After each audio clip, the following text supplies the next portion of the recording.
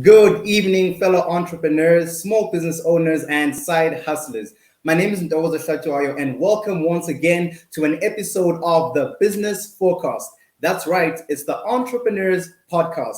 It's the show that connects you to world class information that can help get your business to the next level. It also helps you promote your businesses for free, and most importantly, to connect you with opportunities that your business didn't have before. This is what we are all about: small business growth and small business success. We are dedicated to helping you guys connect to all the opportunities that you need for your business to grow. I'd like to say thank you to everybody who is joining us live and everyone who is watching us. We really appreciate you and joining us on this journey. Like I said last week, what we're creating here is a community of individuals who think the same, who are all business minded, who want to access opportunities like never before. Because, like we said, alone it may be very difficult for you to walk this walk. And to access certain opportunities. But all of a sudden, when we come together, it's easier for us to attract people who can help us to knock on doors that we usually could not knock on. So that's basically what we are all about, and we're excited that you joined us on this journey. So today, our episode, I feel like, it's going to be so good, so interesting, as well as so informative, because it is on a topic that almost every SME loves to talk about. Yes, I'm talking about funding, the topic of funding, right? We know, that it's a tricky one, right? Because if you're an entrepreneur, a small business owner, somewhere along your journey, you've tried to look for funding, you've tried to access funding, you failed, if you're like, the rest of us, many times when it comes to funding, and you're wondering, what is it that I can do? What is this thing called funding in South Africa? And that's what today's show is about. We're here with one of South Africa's foremost experts on SMEs to help us tackle this topic of funding, right? Because it's not as easy as you might think. And sometimes we've got this almost entitlement attitude when it comes to funding as South African SMEs. We just think we're supposed to get it, right? But we don't understand that there's actually a lot of navigation, a lot of preparation, and a lot of growth that we are supposed to go through as small business owners before we get to a place where anybody can even consider us for funding.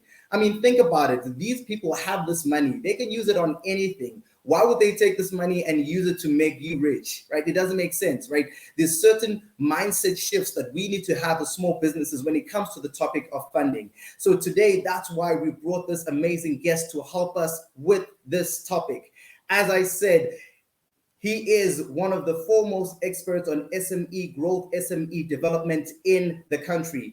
And sometimes even the government calls upon him just to help them, right, with facilitation of some of these programs. And basically that's what he and his company does. And that's why I really am excited to be inviting him today to talk to us and educate us and, guide us in the right direction when it comes to this topic. So guys, without any further ado, I would like you to help me welcome today Mr. Karabo Mashugane.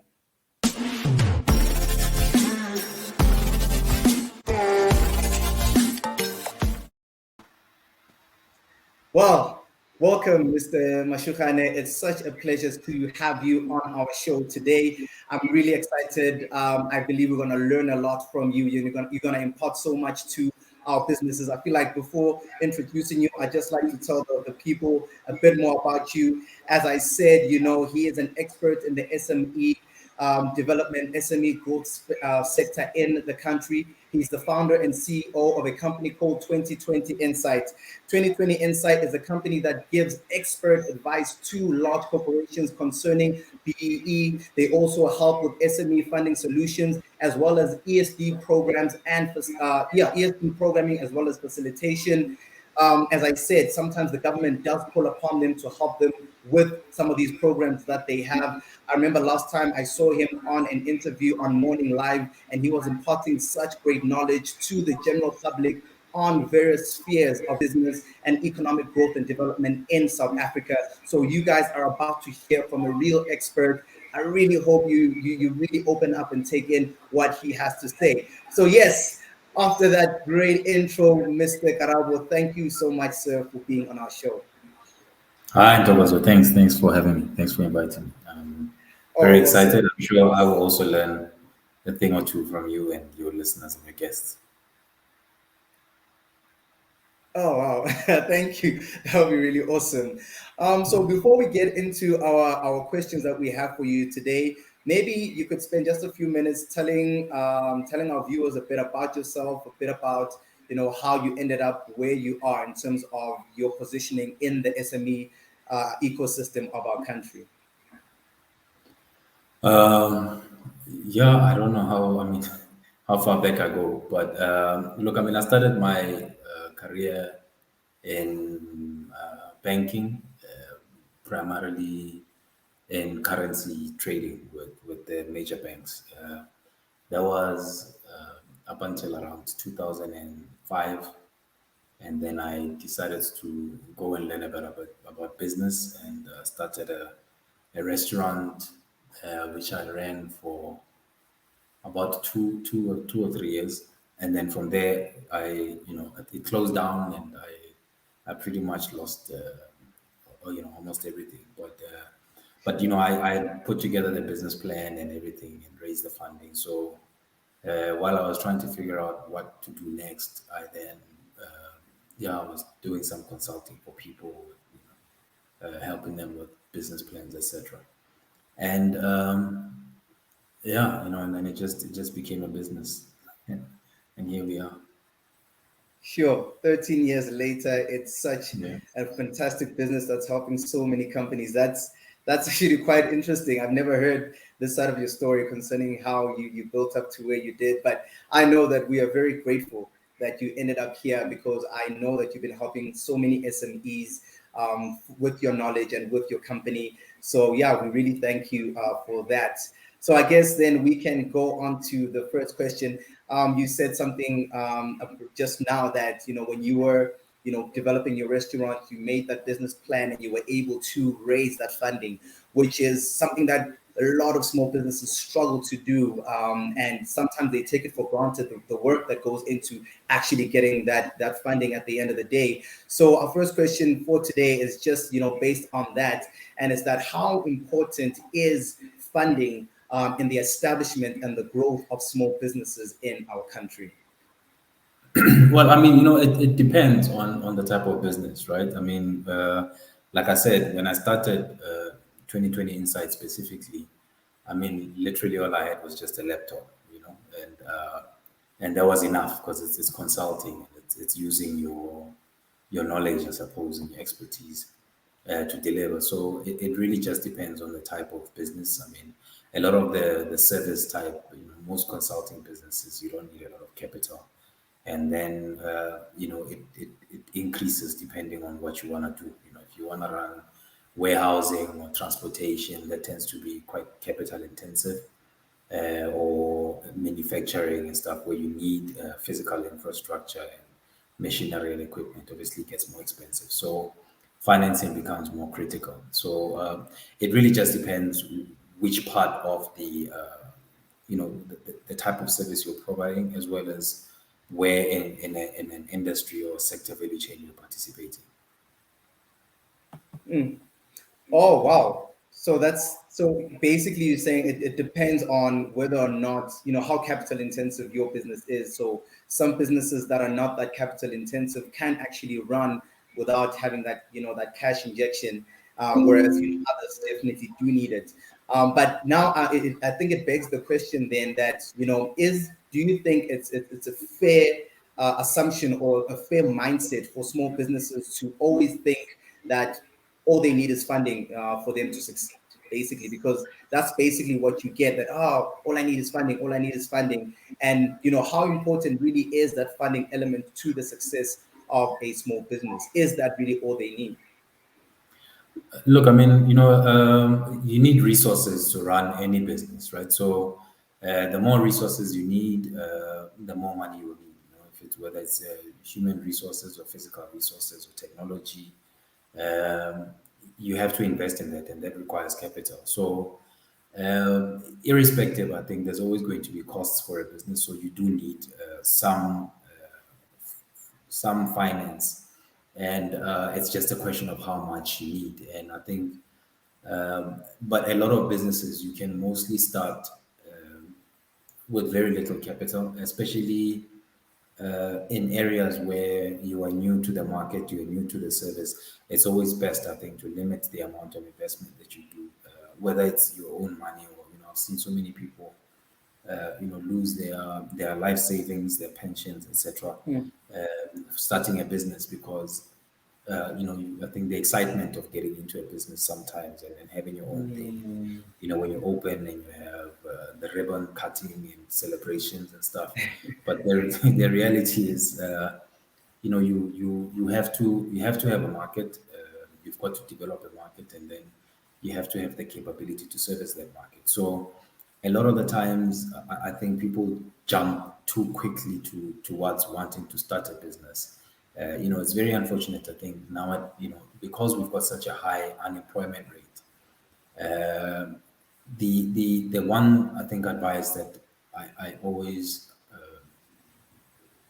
think of is you have to, business is very difficult, guys, and there's the technical in terms of the service you're offering. For me to do business plans, I need to know how to do business plans, and then there's the running of the business that you need to understand, and then there's the business strategy. So the management part, the business strategy, management, the direction, etc., the tactics that you need to use, and then there's the technical part. So and the leadership, etc. So all those things are very difficult to find in one person, and when you come into a new industry and you don't have any business management or experience, etc., you then have to develop your skills and your abilities and capabilities in all those areas at the same time, which makes it extremely difficult.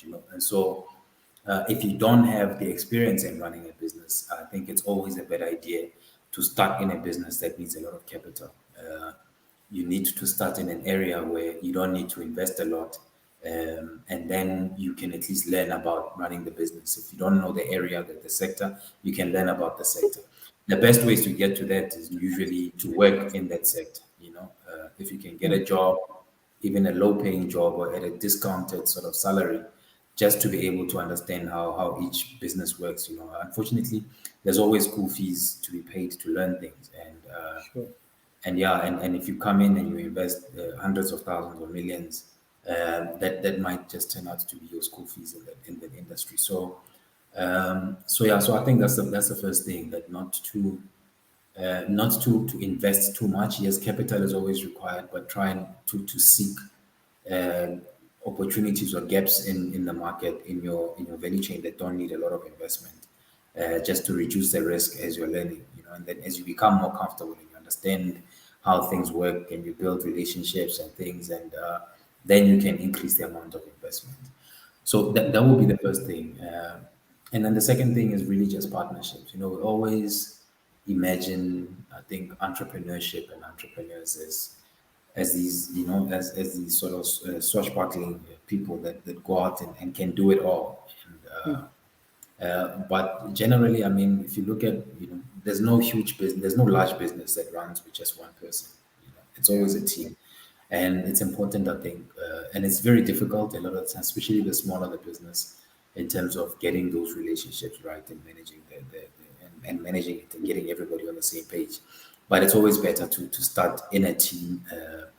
And have a smaller percentage, which is shared, where the risk is shared, and then you've got multiple people that can contribute different things. So if I think there's an opportunity in the market, I don't have the experience in it, I can then find somebody who does and partner with them.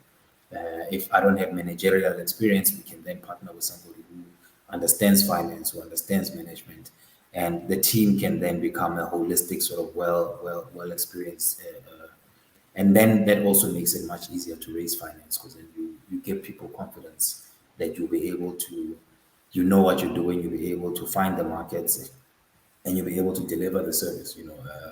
Most customers, depending on the type of service, want to see your company profile, and they want to see who's behind this company, who are the what's the team, what's the management team. And so if you have a breadth of that, and there's depth in terms of experience in the critical areas in finance and things, then it makes it much easier to get, firstly, the markets, because then they can trust that you can deliver, and also to get access to funding.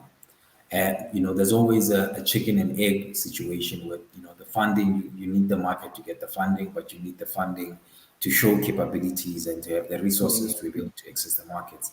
And the best way to sort of, I think, enter that is to when you have a well-rounded team with a depth of experience, and you can cover the technical part, the finance part, the strategy and management part. Then you're able to convince a market that, look, you can get an opportunity even if you don't have the resources. And then once you have that opportunity, it becomes slightly easier to get the financing. It's not guaranteed, but yeah, it makes it easier to get. Sure. Wow. That was phenomenal. Thank you so much for that answer, sir. Because it just opened up my mind to something I didn't think about before. Because usually a lot of small businesses go into this thing thinking I've got an idea, and the finance is financing the idea. And now you've just broken down for us that first of all, the financing, is not just financing an idea. You need a structure. You need to be able to deal or handle different parts of a business in order to handle its, or more surely guaranteed success. And I think that what I like a lot also, you said the fact that when you have this team and that are experts, it's much easier for you to even attract funding.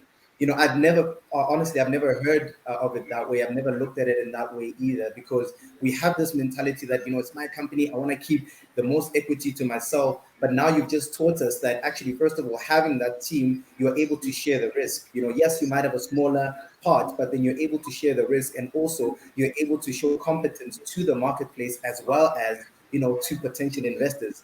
That just blew my mind. And I hope also with our listeners, it's just really gonna shape the way you think when it comes to funding, because we always tend to think that it's all about the idea.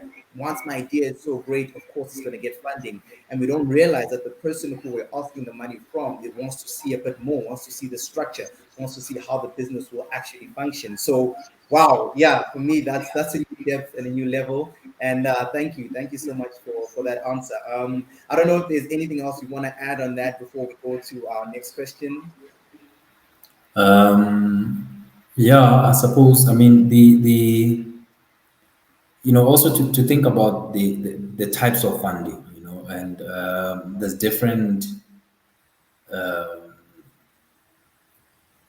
not just the types of funding, but the motivations of the different types of funders. Loans are very difficult to get for early stage businesses because, we have to understand that companies that provide loans cannot afford to have too many losses on their books. A lot of them, the funding and the finance that they have to pay for it. So whether you are taking deposits from the public and then you're lending that money out, that public wants to get interest, even though the interest might be low, but you still have to pay it. And I always use an example that says, if you have, let's say, R1 million, and you want to lend it out, and you are getting that R1 million and you're borrowing it at 5%, your total interest payment for the year is gonna be 50,000. So and if you're lending it out at 10%, it means that your total interest income, the highest you can earn is 100,000. And so your gross profit from that is going to be 50,000, and then from that you've got to pay your marketing, your analysts. You have to pay your systems, and the debt collection part and the legal and whatever. Uh, so it can, if then you take that R1 million and you lend it to 10 companies, you're lending it at 100,000 rand each, right? If one of them disappears with your 100,000, it means that you're now only going to get back 900,000, plus the interest from the others who were charging 10%. So you're going to get 990,000. So you've got less than what you started with, and you still have to pay all those costs, the labor costs, the systems, the collections, etc., the infrastructure. And so you can't tolerate a risk that's too high. If you're raising your funding from the market. And that's why a lot of the times the government funding institutions always run out of money because they are funding to a lot of startup businesses, and because they're developmental, they have to fund businesses that are not able to get funding from banks and other commercial funders. So they go basically by definition to the riskiest part of the market, and so they have very high impairments on their loans, and that's the reason why they sometimes run out of money and need government to keep funding them. People that give loans generally, their biggest concern is, can you pay the money back?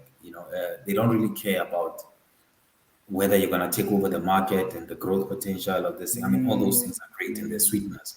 But when you're lending somebody money, your main concern is this person going to pay me back plus the cost plus the interest?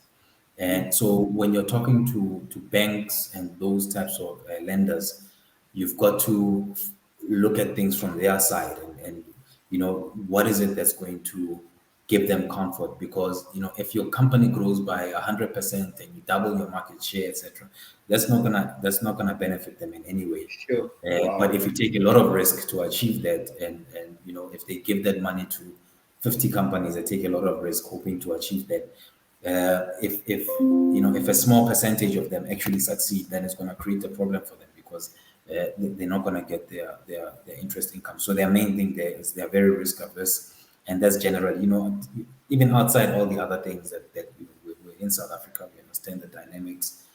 But even outside of that, generally, you find that it's very difficult, I think, to raise loans. And so banks and lenders generally want to see a track record of the service, of the revenue, of even repayment of loans, etc., to then have confidence that this is a company and this is an entrepreneur that's actually able to do that.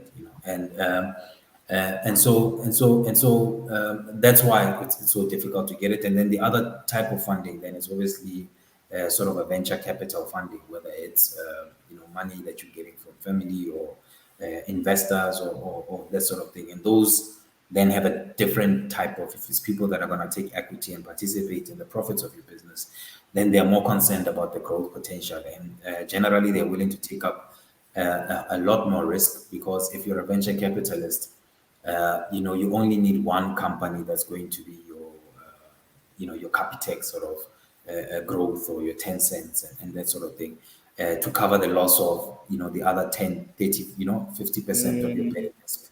And that participation on the upside then makes you look at things slightly differently. Yes, you want to balance your portfolio, but you're going to look at an investment, and if it's got very good potential and it's an exciting and it's going to disrupt the market, that tends to have an appeal.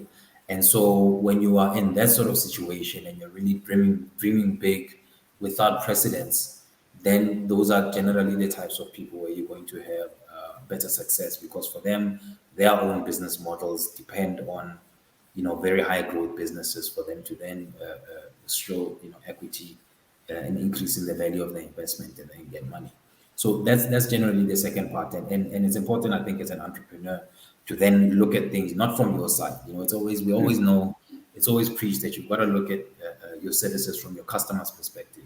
You're not selling products. You're serving people's needs, whether it's social or sort of vital needs and stuff. But you're serving people, so you've got to look at things from their side, because it's a service to them. But the same thing with funders, with you've got to look at things from their side to say, what is it that drives these people? What are they looking for? Do I have those things in order to give you the confidence to then give you funding?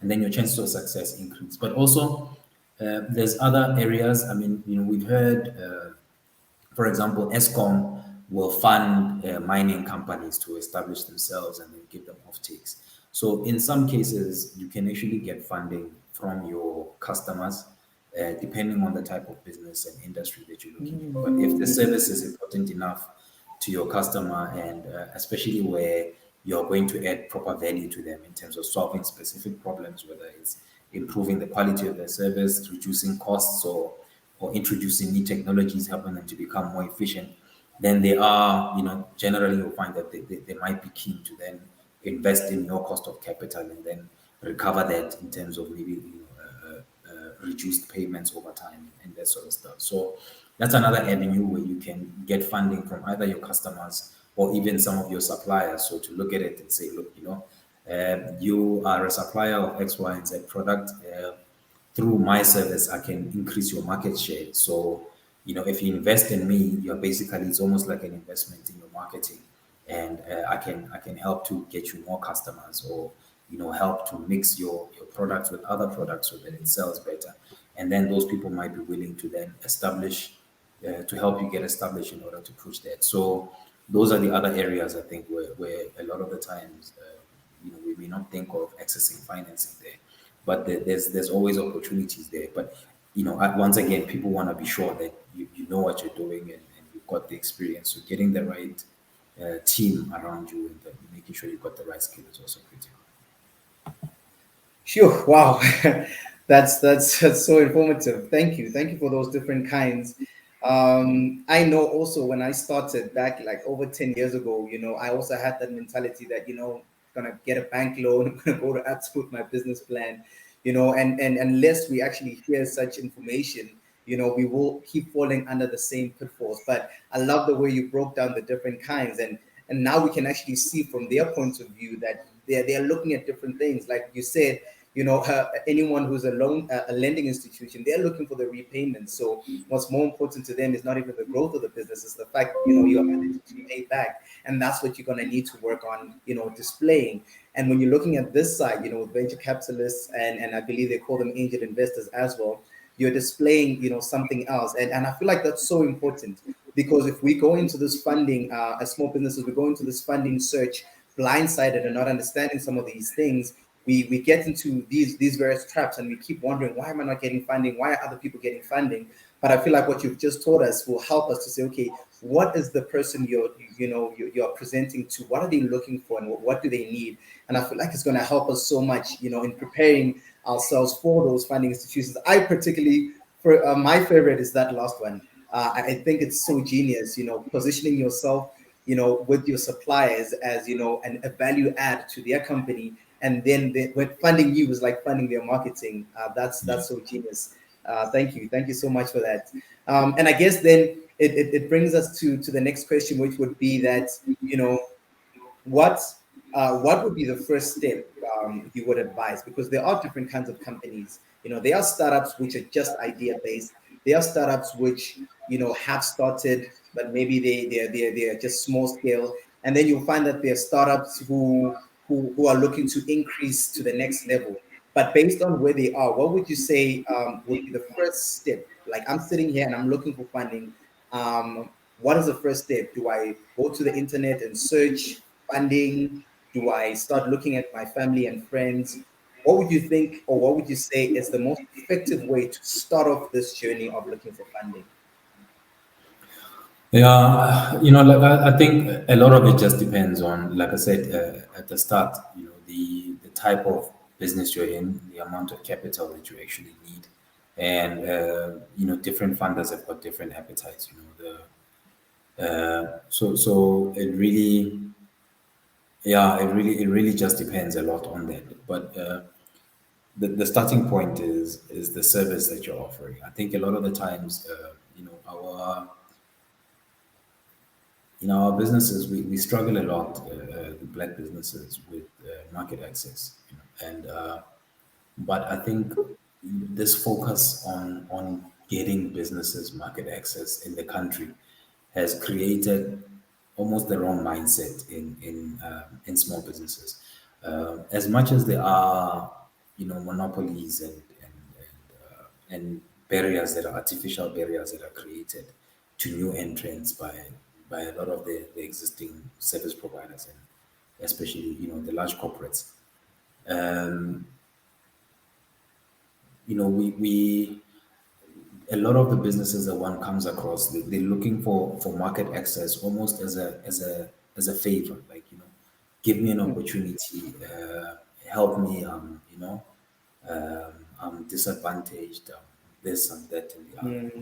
Mm, But a business is there to serve its customers, its community.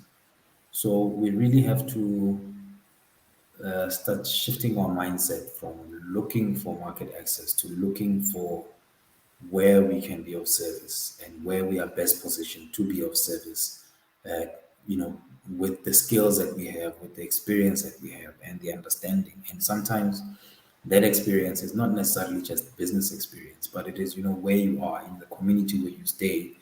What are the sort of, the recurrent problems that you see, and the needs that you can find a way to help solve, whatever the type of problem it is, whether it's security, whether it's transportation, whether it's, getting, yeah, helping people get groceries who maybe are not, come back from work late and work weekends and don't have time to do. So it's really, a lot of the times, it's really just about looking for opportunities to serve. And when you come to in terms of, when you look at a business in that way, not in a sense of, uh, I've got products and somebody must give me an opportunity to sell those products, but more to say there are people with needs that are unmet, and how can I help to meet those needs in a way that can then generate income for me. And when you start with that, then the types of opportunities and the markets that you look for will change. And in South Africa, Black people are the biggest spending, I don't know what to call it, spending segment. Black households. I mean, I haven't looked at the figures, and probably down with, because of COVID and everything. But we're around, black households spend about a trillion rand a year Sure. on goods and services, and that's almost equal to what government spends. Sure. White households, I think it was around 350 billion or so. So as much as we want government to give us market access, and everybody wants tenders, the the market that's even bigger than that is actually individuals, is black households. So if we were to start looking at ourselves and how do we service our, and there's obviously a lot of, some people like prefer things that are imported, and things that come from certain types of suppliers. But there is something to be said around finding solutions within that, and focusing on that to provide solutions to ourselves, to our own people. And in doing that, then the money starts circulating within the community and stuff. And as it grows, and you're able to then generate jobs for people even around from the same community, etc., the incentive for people to buy from you increases. And I think more and more people are getting that understanding that we've got to start supporting our own businesses locally as much as possible. So I think the will is there. It's not 100%, but it is there, and that can be done. And also just working together, with other businesses in the same, and not just doing it alone, but if you come together, cooperatives. I think the way generally we looked at these primary cooperatives in the country was not necessarily the right way, because we went about looking at entrepreneurs to start register a cooperative, and that cooperative is actually the service. So if we are consultants, we would create a cooperative of consultants, and then we would then go looking for a market as a cooperative. But a cooperative is not it shouldn't be the primary service provider. Cooperative is almost like a government is a cooperative. It's a group of people that come together and say, we've got common needs because of whatever thing, right? So we set up an institution that's going to help us to serve our common needs. So if we are sellers, if we're selling whatever it is, I don't know, give me a product. We're selling computers, Yeah. we're computer sort of, we fix computers. And we can come around, and there's 30, 40 of us, and we've got common needs. And we say, as a block, we're buying parts from here and there, or whatever it is, we need to warehouse our things. So you come together as these companies, and you create a cooperative that then enables you to say, when we buy, we're going to buy as a block, and you then manage that function of going to negotiate with your suppliers for cheaper prices, to negotiate to then create maybe central warehousing to lower your costs, to go and negotiate with government for whatever you need, or to negotiate with funders, with banks, etc., and say, look, I'm not coming alone as an entrepreneur. Here's a group of us, with this 30, 40 of us. So funders, because then when they fund you, then they're looking at a group, and so the risk is spread and stuff, and the chances of they uh, they improve your chances of success. And so I think that's one of the key things, that working together and forming these types of specific alliances or cooperatives that then help us to go out and negotiate, whether with markets or or even do in common investments. If there's a technology that we all need, or rather than buying from some supplier that puts high markups and imports it for you, Mm. as a group you can go and then import directly from wherever, or get it directly from the manufacturer, and that then lowers your cost. So that's how we've got to also start looking at it. And then when you start working like that, and you can create that structure and that cooperative, that gives you the opportunity to then say, well, all of us are working, we're generating a bit of income. We can start we can actually fund each other. So one of you needs stock, they've got a big order, you can put money together and fund them, and then they pay you plus interest or whatever. And that's Mm. essentially how the essence of what a cooperative bank is. And with that, you've got a captive sort of market. You can share risks, even insurance. If you are all you can even self-insure, for example, put money aside and say, if anybody's products, whatever, we're gonna get burnt or broken into and stuff, then they can rather dip into that insurance. And that, which is what essentially insurance is, right? An insurance company is just a cooperative of Mm. people that have risks, that don't want to bear individual risks, and so they pay this company to then pool their funds and then pay out whoever then has the Sure. unfortunate incident. But you can do that yourselves. The larger the group, the better. And you'll see that a lot of companies that operate, for example, large fleets of vehicles, a lot of the car rental companies don't have insurance, because for them, if you've got a fleet of 10,000 vehicles or 1,000 vehicles, if one of or two of them gets stolen, you'd rather just put money into your savings account and then pay for Mm. them. Yeah. So those are, I think, some of the things that we've got to look at. I think the key is that the cooperatives, and then once you start doing that, it also makes it easier then for new people that come in different parts of that market, that want to come in, to say, hey, we are a cooperative, maybe we're operating in Soweto and Tembisa and in some of the, Atteridgeville, etc. And so here's an entrepreneur that's also like us, who wants to start something, maybe in Umlazi or something, right? Mm. So let's help him get started. Let's help him with infrastructure. Let's help him with funding, and let him go. And then whatever, even if you take shares in it, or it just becomes another person who can then contribute to your cooperative and make it bigger. And if you look at, we've got all these right now, this Operation Tudula, and these foreigners who are Mm. running other shops, etc. A lot of them actually use that very model, right? They come to the country with nothing, but they come through a cooperative system that then enables them and funds them, and then as they get successful, then they're able to pay back, and then support other people that come in. So rather than fighting other people who are using models that make sense, whereas we are sitting and complaining to government all the time about not funding Sure. us and not supporting us, we can come together and with ourselves. I always say, um, an economy starts with a market, like a business, right? Without a market, whether it's export markets or local markets, when you say a GDP of a country is essentially the value of the total goods and services Mm. sold by the country, right? And sold to who?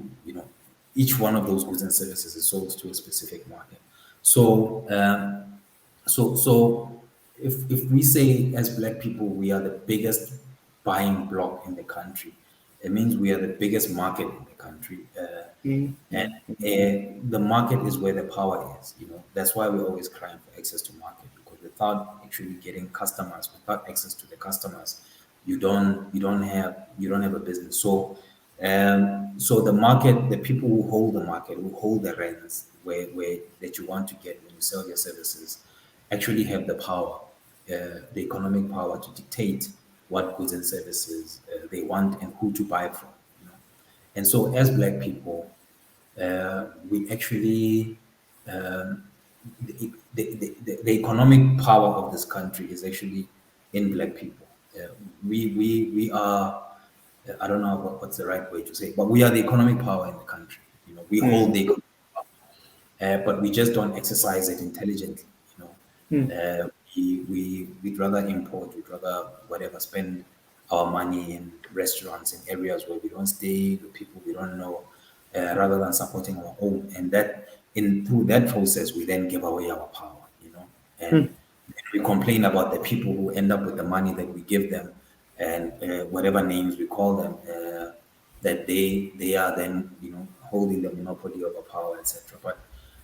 But the only reason why they hold that monopoly over power is because we've decided not to use the power and rather give it to them. And so, if we really came together as communities, even as if you're entrepreneurs and you're a cooperative and you're an association, you can engage your community as an association, and then make a stronger appeal to them to buy from you, and within that and be able to show that look, as a group we can create jobs, we can do this, and so we can support, and that way you start actually using your power for your own good, whereas right now we are giving away our power, and it's injuring us, and we mm, you know mm, mm, we're mm, trapped in the cycle where we'd rather go and say people must get out of the country, or whatever, mm. and not because we want to blame other people, essentially for our lack of a strategic use of what we have. Shoot. Wow.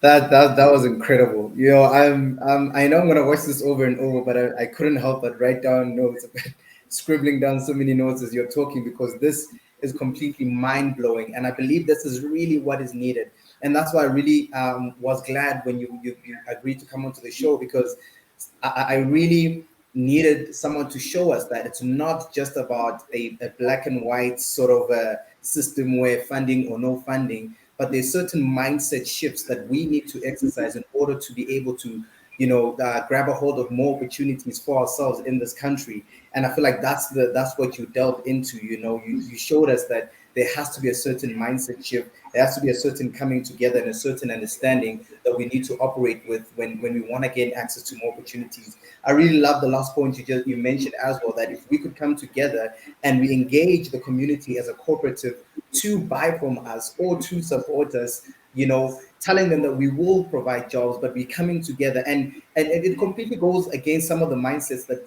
some of our people have, where they want to succeed together, they want to be the person who shines, but at the same time they want the same people that they want to be over to support them. It doesn't make sense. But this mindset of coming together and creating structures that can actually help us gain more funding, mitigate risks, and give us more access to the market, I feel like it's completely genius. And yeah, guys, I really hope you really got that as much as I got it, because it really impacted me in a way that I didn't expect. That's really powerful, and thank you for that, sir. I believe maybe we have time for just one more question. And I just wanted us to get maybe into one of the topics that your company is an expert in, and that is ESD, or Enterprise Supply Development. I know that a majority of SMEs don't know what it is, and more so don't know what it is to be a beneficiary of such systems, or how to get ourselves ready to be beneficiaries of such systems. So maybe if you could maybe just tell us a bit about what is ESD and how can small businesses start positioning themselves to be beneficiaries of such systems. Yeah. Small. Actually, I just wanted to on the topic we were talking about earlier, just to close it off, that you also don't, when we say corporate and stuff, you don't have to start big. Two, three people. It's always easier to start with a smaller number of people, and Mm, then add as you go, rather than trying to establish, mm, a team of 50 or 100.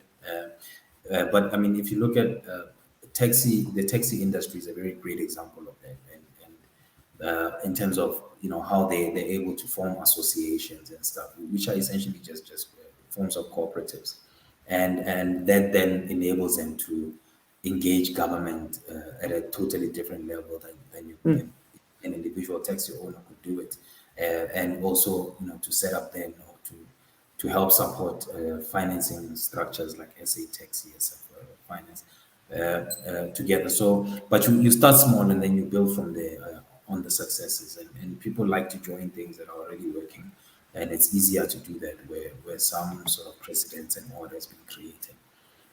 But coming to the ESD, enterprise and supply development, essentially, um, as part of broad-based Black economic empowerment, government requires businesses in South Africa that generally that turn over more than 50 million rand to invest 3% of their net profit after tax in any year into the development of small businesses. And so a lot of corporate companies have got these annual budgets, money that they need to spend either as loans or grants, etc. There's a lot of also training programs which I've grown to really dislike. I think we've confused entrepreneur development and enterprise development with and skills development and things. If people don't have skills, they should go to schools. There's skills development budgets. There's TVETs. There's all kinds of areas where you can go and learn, and that's where the learning should be. The skills and the training. On the SME development side, the focus should really be primarily on funding as well as on giving professional services, like for somebody to help you with a quality management system or accounting, etc. So, but a lot of companies, the easiest thing to do generally is to give money for training programs because then you're able to cover a lot of people, and a lot of the times that training you don't have to show that it's actually improved anything. So you're training, and a lot of these enterprise development programs are just that, where it's a lot of training and stuff, and people basically taking what universities and TVETs should be doing and trying to uh, uh, copy that and run it in a corporate, but generally doing it very inefficiently. So, essentially, that's what it is. The categories are generally that, where you get either mentorship, you get professional services, help you with business plans, etc. And then you get financing, and then also you can get preferential market access through it because the BE codes also dictate that corporates must buy from small black-owned businesses to get their maximum points.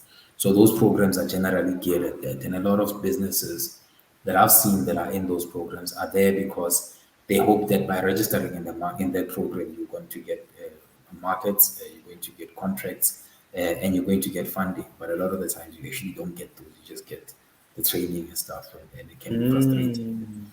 I know a lot of businesses that have entered into multiple programs and they are running, attending training, and this one they've gotten this employee to attend, this one somebody else, and that's just to tick that box so that you can be in the sort of in the you can get that opportunity then to get the market access.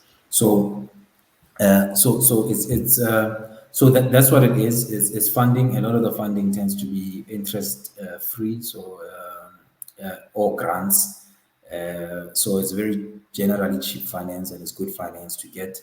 But it's also sometimes very difficult to get because a lot of the businesses uh, focus on SMMEs that are somewhere within their value chain. So either they are existing suppliers. So what they normally do is that they'll advertise a tender, and then whoever then they get the tender to, they will say, "Do you need development support in anything?" And then they'll put you in their program to help you to improve your service and the quality of your service.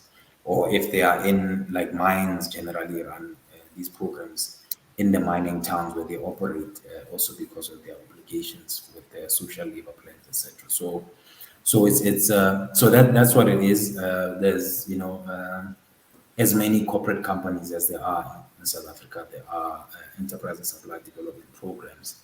Uh, but yeah, the budgets vary based on their profitability, and a lot of the times, they try because a lot of the times, in those corporate companies, the people that run those programs are not necessarily the people that are running the business.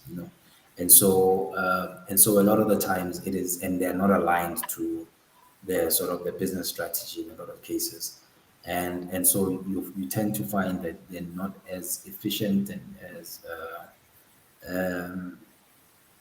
as quick and responsive in things as one would hope. Mm, But generally, the standard, I think, it's been a lot of yeah, I mean, a lot of these sort of programs really started around 2007. And then in 2013, when the BE codes were changed to incorporate supplier development, then a lot of corporates started doing proper strategies and running. Before that, it was just giving out funding to this entity at the end of the year just to tick the box. And then they started running these bigger programs and stuff. And over time, I think the standards and the quality of the programs keep maturing and they're getting better. And yeah, mm, but it's another source of funding that people can access and mm. support.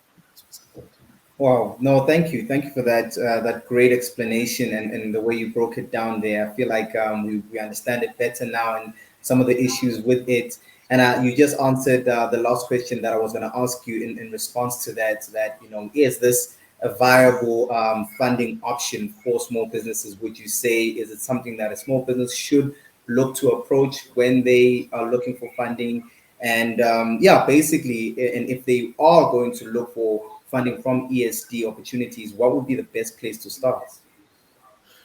Generally, look at the type of. It is a great way, great place to look, especially because you can get interest-free funding or grants, etc. So, but generally, look for what business you are offering, and then you'll find that you can get support based on that. Similar to what we were talking about as a looking for market opportunities from your customers, or I mean for funding from your customers or from your suppliers.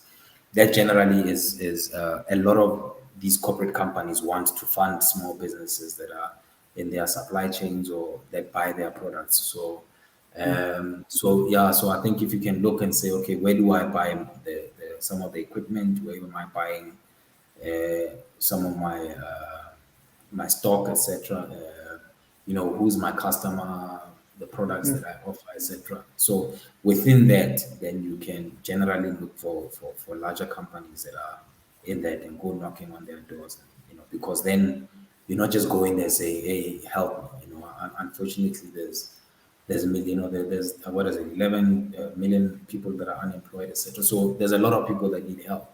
So the fact that Mm, you are disadvantaged and you need help and you're unemployed and you're struggling is generally not a strong enough reason for you to get help. There has to be an additional reason on top of that. So that's a starting block in terms of compliance with the BE codes and what the social impact that they're trying to have. But you have to come with them to say why you and not all the other ones that also need help. Then you've got to be able to say, well, I'm your customer, and if you support me, then I'll buy more of your products, or I'm your service provider. If you help me, I can improve the quality of my service. I can improve the turnaround. I can reduce the cost or whatever. And so it becomes more appealing to them to then support you. So generally start there, but sometimes it doesn't hurt to just, if you do have the time to just cast the net wide, because you never know. Sometimes a lot of companies come to the end of the year and they haven't spent all the money they were supposed to spend, and you might just be in the right place at the right time. Shoo. Wow. Yeah, no, that's thank you for that. Sorry, I'm just writing down so much notes, so many notes from what you're saying because, again, if we didn't hear it from you, where were we gonna hear it from? That's why we always emphasize the fact that this show is basically like having digital mentors and helping our viewers gain access to information that would otherwise be so hard to gain because sometimes you go into a website and they don't really concisely explain what this thing is, and I feel like you've taken a dozen websites what we could find there and you've just condensed it into something that we could learn from so easily and that we can apply into our businesses so practically, and for that I thank you so much. I believe that what you've said has helped so many businesses out there, And we're just going to keep on encouraging people to watch this because it's such an important element of every business, whether you're starting or you're looking to expand. And you know what Mr. Mashugane was saying right now, you know, will really impact you positively. So, sir, that's all we have for today. Again, unfortunately, we could not take any of the questions that you guys had in the comment section. But we will make sure that they do reach Mr. Mashufane, and he, you know, if he's available, he will get back to you and answer them either directly here on the comment section or in some other way. But thank you so much for being with us today, sir. We appreciate you. We thank you. You're holding the banner for us, opening doors for us, teaching us and educating us. We are so grateful to you and for you. And thank you for being with us today. We will release you at this moment. If you have any last words to say, please feel free to say them. Otherwise, from us, it's a big thank you and a goodbye.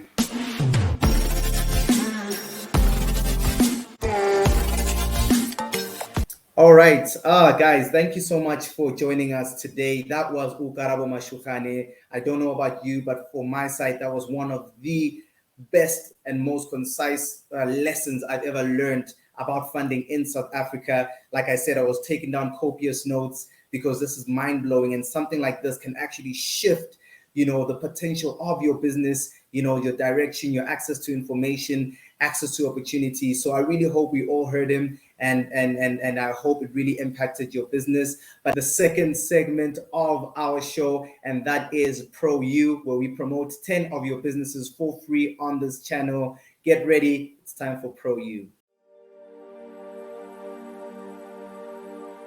All right, here are the 10 companies that we will be promoting as part of Pro You today.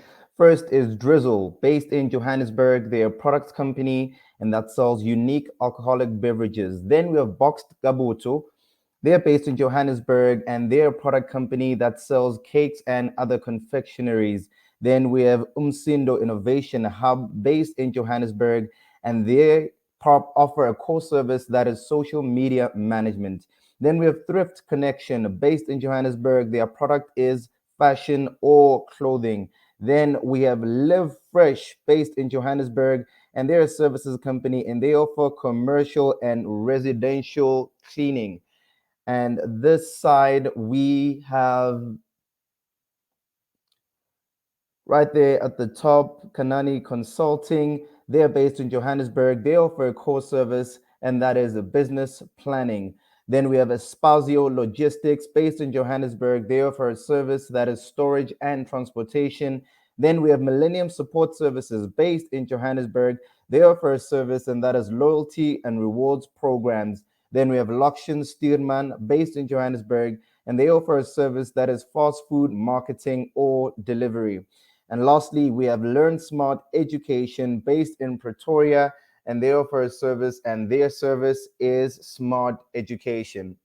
So those are the 10 products that we promoted today. If you need to buy from any of those, make sure you do contact them. That's why we did give you their contact details. You can just pause the video, take their contact details, and contact them.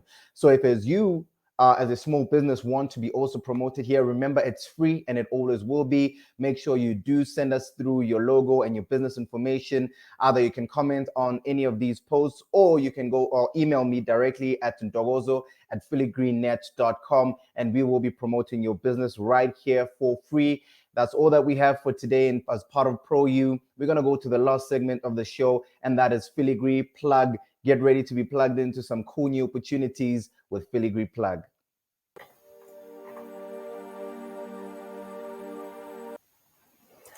All right. Today, as part of Filigree Plug, I have for you guys the ultimate list of ESD opportunities that you can find online. We have just heard from Mr. Mashugane about the importance of ESD and how it can really help out our companies, because these large corporations are constantly looking for small businesses within their industries in order to give them funding or to start sourcing some products from them. So this is a great list of some of the most prominent companies in the country that are currently looking for small businesses to fund as part of their ESD programs. I'm going to make sure that I put the link to this website on the description. It's on SME South Africa website.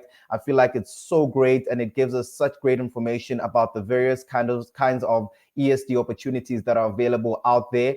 So yeah, I'm just going to go through a few over here, but you can go back and make sure you go through all of them so that you find the ones that are suitable for your industry, and so that you can contact them directly. I mean, Mr. Mashugane told us that one of the best things we can do is find a company that is in alignment or aligned to what our business is doing, and approach them directly. So this is a list concerning where you can start when it comes to ESD. So the first one is SAB. SAB has an ESD program, but they are looking for companies or businesses that are in the manufacturing industry. Then we have Woolworths that are looking for businesses within retail. Then Sasol within energy and chemicals. Massmart again with manufacturing. And if an ICT company, you've got Telkom with a great ESD program that can really help you out. You've got Murray and Roberts that are looking for companies in construction and mining, and I know some of you are in construction. This could really help you guys out. And then you have Pick and Pay with retail. Maybe you own a spaza shop, or you've got some sort of retail business, you can look to them. And then you've got Sanlam Hill Financial Services. So these, as you keep going down, you find a lot of companies that are looking for, businesses within these spheres.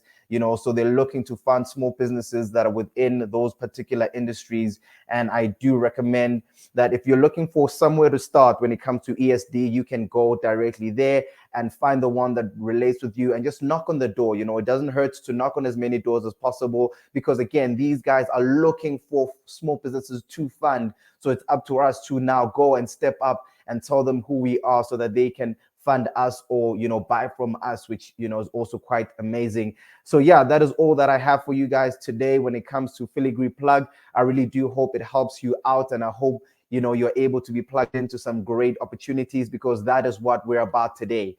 So yeah, this is our show for today.